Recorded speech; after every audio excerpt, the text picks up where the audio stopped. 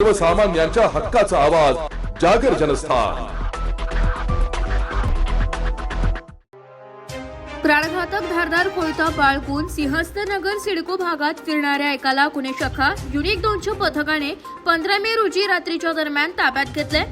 16 मे रोजी दुपारी 3 वाजता पोलिसांकडून मिळालेल्या माहितीनुसार सिडको अंबड भागात गस्त घालत असताना गुन्हे शाखा युनिक 2 कडील पोलीस हवालदार चंद्रकांत गवळी व मनोज परदेशी यांना मिळालेल्या गोपनीय माहितीनुसार सिंहस्थनगर सिडको भागातील संभाजी स्टेडियमच्या कंपाऊंड येथे एक इसम धारदार कोयता बाळगून काहीतरी उद्देशाने फिरत आहे। वरिष्ठांच्या मार्गदर्शनाखाली पोलिसांनी सदर ठिकाणी सापळा रचून त्याला ताब्यात घेतले।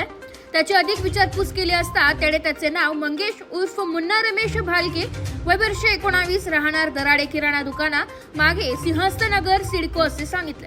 त्याच्या ताब्यातून एक कोयता जप्त करण्यात आलाय। पुढील तपासासाठी त्याला अंबड पोलिसांच्या ताब्यात देण्यात आले। सदरची कामगिरी वरिष्ठांच्या मार्गदर्शनाखाली गुन्हे शाखा युनिक 2 कडील सहाय्यक पोलीस निरीक्षक हेमंत तोडकर, पोलीस उपनिरीक्षक मुक्तार खान पठाण, बाळू शेळके, विलास गांगुर्डे, प्रेमचंद गांगुर्डे, चंद्रकांत गवळी, नंदकुमार नांदुर्डीकर, मनोज परदेशी, अतुल पाटील, वाल्मिक चव्हाण, प्रकाश महाजन, नितीन फुलमाळी, जितेंद्र वजिरे अशांनी यशस्वीरित्या राबवली आहे।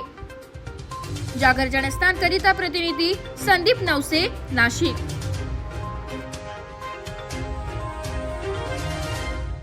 नाशिक महानगरपालिका सार्वजनिक आरोग्य विभागाच्या वतीने जाहीर निवेदन। शहरात वाढत्या तापमानामुळे उष्माघात अर्थात हीट स्ट्रोक होण्याची शक्यता नाकारता येत नाही। अशा वेळी उपचार न केल्यास डिहायड्रेशनमुळे मृत्यू ओढावू शकतो। म्हणूनच वाढत्या तापमानात फार वेळ कष्टाची कामे करणे टाळावे। उष्णता शोषून घेणारे काळ्या किंवा भडक रंगाचे कपडे वापरू नये। पाणी भरपूर प्यावे। बाहेर जाताना गॉगल्स, टोपी, छत्री इत्यादींचा वापर करावा। मळमळ, उलटी, थकवा येणे, ताप येणे अशी उष्माघाताची लक्षणे आढळल्यास त्वरित डॉक्टरांचा सल्ला घ्या। नाशिक महानगरपालिका नाशिकच्या वतीने जनहितार्थ प्रसारित।